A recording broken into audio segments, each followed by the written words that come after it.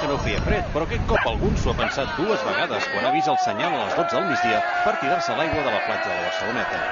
Entrada esglaonada dels aproximadament 300 participants. Avui ha estat entrar i sortir, i és que sembla que l'aigua estava més freda que els últims anys, i a més les onades no convidaven a estar-s'hi gaire.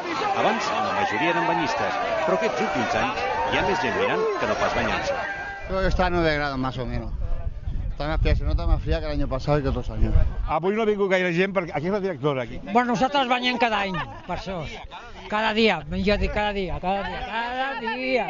Bon any, bon any. I entre els habituals, el nedador David Meca, que prepara un nou repte per al 2010.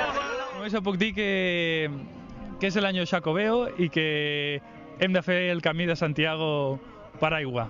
Això ja t'he dit molt, Ja són 27 anys de tradició en aquest primer bany de l'any.